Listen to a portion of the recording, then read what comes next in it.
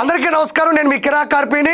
2 సార్లు ఎంపీగా గెలిచి లోక్సభకు వెళ్ళినటువంటి వ్యక్తి, సీనియర్ కాంగ్రెస్ నాయకుడు, వృత్తిరీత్యా లాయర్ అయినటువంటి ఉండవల్లి అరుణ్ కుమార్ గారు అంబటి రాంబాబు యొక్క జైలు జీవితం గురించి, తిరుమల లడ్డూ ప్రసాదంలోని కల్తీ నెయ్యి గురించి ఏం మాట్లాడాడో ఒకసారి విందాం. సెంట్రల్ జైల్లో ఇటు అనేది 30 చోట్ల నుంచి కంప్లైంట్లు పెట్టాం. కొత్త వరవడికి శ్రీకారం చుట్టారు చంద్రబాబు నాయుడు గారి ప్రభుత్వం. ఇది ఎట్టుపోతుందో చూడాలి.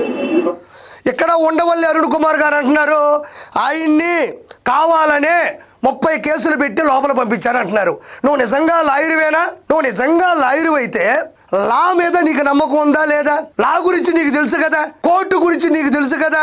చంద్రబాబు నాయుడు గారు ఏమన్నా ఒక టిప్పర్ పిలిపించి అంబటి రాంబాబుని ఎక్కించి ఏమన్నా జాతరకు పంపించాడా? కాదు కదా, జడ్జి ముందుకు పంపించాడు. మొత్తం చూశారు, రిమాండ్ ఇది ఇచ్చారు. ఇది కేవలం కోర్టులో జరిగినటువంటి సన్నివేశం. ఇదేదో చంద్రబాబు నాయుడు గారు ఇంటికి పిలిపించే బలవంతంగా టిప్పర్లో వేసి జాతరకో లేదా ఇంకో చోట జాగారానికో లేదా సినిమా థియేటర్కో పంపించలేదు ఉండవల్లి అరుణ్ కుమార్ గారు. ఈయన మళ్ళీ తలపండిన మేధావి, తలపండిన రాజకీయ నాయకుడు. చాలామందికి తెలియదు తలపండిన రాజకీయ నాయకుడు అంటే ఏంటో అని. ఇలా చూడండి, తలపండిపోయింది, ఒక నల్లింట్రుకు కూడా లేదు, రాజకీయ నాయకుడు. ఇలాంటి వాళ్ళనే తలపండిన రాజకీయ నాయకుడు అంటారు. నీకు ఆ మాత్రం లేదా? నువ్వు లాయర్గా ఉన్నావు, అనుభవజ్ఞుడైనటువంటి లోక్సభకి వెళ్ళావు, మినిమం సెన్స్ లేదా? కామన్ సెన్స్ లేదా? దేనికోసం ఈ రోజు వైఎస్ఆర్సీపీ పార్టీలో ఉండే అంబటి రాంబాబుకి ఎందుకు సపోర్ట్ చేస్తున్నావు నువ్వు? పబ్లిక్ గా 4 సార్లు ముఖ్యమంత్రి అయినటువంటి నారా చంద్రబాబు నాయుడు గారిని లంకారంతో, అహంకారంతో సంబోధిస్తూ మాట్లాడితే దాని మీద కేసు ఫైల్ అయితే రిమాండ్ ఖైదీగా పంపించారు. మరి ఆ రోజుల్లో నారా చంద్రబాబు నాయుడు గారిని అనవసరంగా ఎలాంటి కేసు ఫైల్ అవ్వకపోయినా 52 రోజులు జైల్లో పెట్టి చిత్రహింసలు పెట్టినప్పుడు నీ తల పండిన ఈ తల, నీ తపస్సు, నీ మేధస్సు ఏమైపోయింది? ఆ రోజు చాదస్తం ఏమన్నా వచ్చిందా? లేకపోతే డబ్బులకి ఏమన్నా అమ్ముడిపోయినావా? ఆ రోజు ఎందుకు నువ్వు మాట్లాడలేదు అని ఈ రోజు నేను అడుగుతున్నా. ఆరోగ్యకరమైనది కాదు, చాలా టూ మచ్ గా వ్యవహరించారు. టూ మచ్ కాదు, హౌ మచ్? ఎంత తీసుకున్నావు నువ్వు? టూ మచ్ గా వ్యవహరిస్తున్నారంటయ్యా. మరి ఆ రోజు అంబటి రాంబాబు అసెంబ్లీలో భువనేశ్వర్ గారిని పట్టుకొని అనుచిత వ్యాఖ్యలు చేసినప్పుడు, వాళ్ళ కుటుంబం గురించి దారుణంగా మాట్లాడినప్పుడు ఏమైపోయినావు నువ్వు? అప్పుడు టూ మచ్ అనిపించలేదా?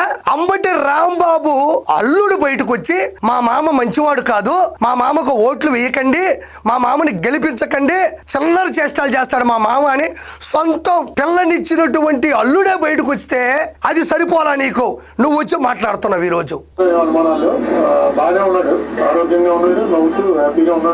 బా ఏదో జైల్లో పెట్టినప్పుడు భగత్ సింగ్ గారి గురించో, పొట్టి శ్రీరాములు గారి గురించో, దేశానికి సేవ చేస్తూ బ్రిటిష్ వాళ్ళకి వ్యతిరేకంగా మాట్లాడుతుంటే వాళ్ళు అనవసరంగా జైల్లో పెడితే మనకు నచ్చిన, మనం మెచ్చిన దేశ సేవ నాయకులు ఎలా ఉన్నారు అని ఎవరో ఒకరు తొంగి చూస్తే అది బయటకు చెప్తే ప్రజలు చప్పట్లు కొట్టేవాళ్ళు. మన నాయకుడు, మన దేశం కోసం పోరాడుతున్నటువంటి స్వాతంత్ర్య సమర యోధుడు ఆడ నవ్వుతున్నాడంట, తింటున్నాడంట.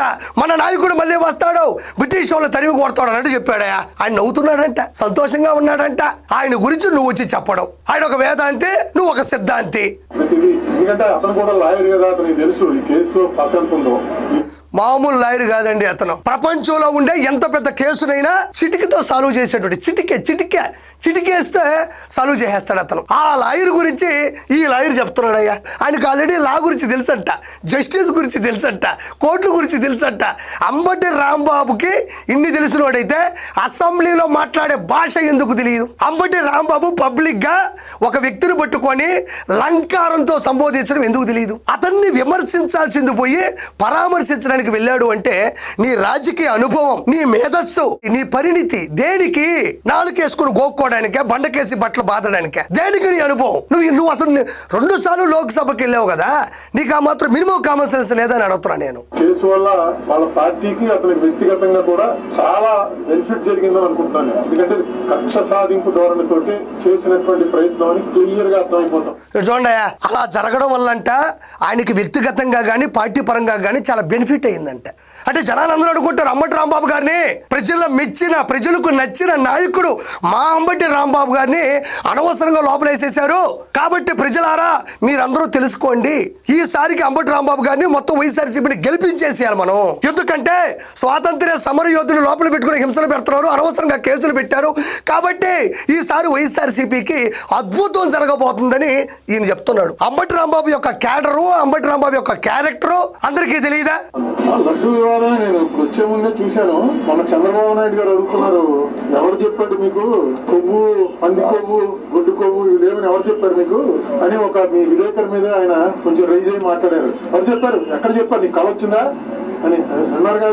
20వ పేజీలో ఏమైనా ఎంత క్లియర్ గా ఉంటే నీకు ఇది ఒకసారి చూడండి.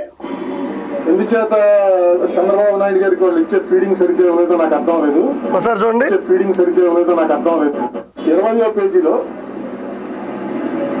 ఏమైనా ఎంత క్లియర్ గా ఉంటే నీకు ఈ 2 కలద్దాలు సరిపోయేటట్టు లేవు. రోడ్డు మీద వెళ్తా ఉంటాయి కదా, ఒక 2 లారీలు, 3 బైకులు, 6 కార్లు ఆపు, ఆ అద్దాలు పెరుక్కో, అవి వేసుకో, అప్పుడు క్లియర్గా అర్థం అవుతుంది నీకు. ఇందుచేత చంద్రబాబు నాయుడు గారికి వాళ్ళు ఇచ్చే ఫీడింగ్ సరిగ్గా ఇవ్వలేదో నాకు అర్థం లేదు. The absence of cholesterol in the samples also suggest that the chances for presence of టాలో, lot and fish oil are very low. లేవు అని ఎప్పుడు ఎవరు, వెరీ లో అంటే లేనట్టే లెక్క. దీంట్లో లో ఫ్యాట్ అంటే నో ఫ్యాట్ అంటండి. లో ఫ్యాట్ అంటే నో ఫ్యాట్, లేనట్టేనంట. ఇంకోసారి వినండి. వెరీ లో, లేవు అని ఎప్పుడు ఎవరు, వెరీ లో అంటే లేనట్టే లెక్క. 11 వస్తే 11 ఇస్తే ప్రతిపక్ష హోదా లేనట్టే లెక్క. అది ఎందుకు చెప్పలేదు నువ్వు జగన్మోహన్ రెడ్డికి? నువ్వు లాయరు కదా, రాజ్యాంగం గురించి, సెక్షన్ల గురించి రాజకీయ అనుభవం కదా, తల పండిపోయింది కదా, నువ్వు ఎందుకు చెప్పట్లేదు? జగన్మోహన్ రెడ్డి, మనకి 18 సీట్లు ఉండాలి కానీ 11 సీట్లు ఇస్తే మనకు ప్రతిపక్ష హోదా రాదు. నువ్వు శాసనసభ్యుడిగా అసెంబ్లీలోకి అడుగుపెట్టి నీకు అవకాశం ఇచ్చినప్పుడు, మైండ్ ఇచ్చినప్పుడు నువ్వు అనుకున్నది మాట్లాడాలి అని నువ్వు ఎందుకు చెప్పలేకపోతున్నావు? నీ జ్ఞానం ఏమైంది? నీ అనుభవం ఏమైంది? నీ తెలివితేటలు ఏమైంది?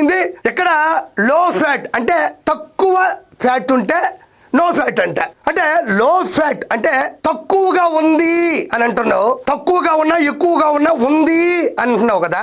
మరి ఉంది, అది ఉంది, అది ఎందుకు ఉండాలి? అది ఎందుకు కలవాలి? అలా ఉంది అంటే ఉన్నట్టే కదా, లేనట్టు ఎలా అవుతుంది? లో ఫ్యాట్ అంటే తక్కువ ఉంది, అది నో ఫ్యాట్ ఎందుకు అవుతుంది?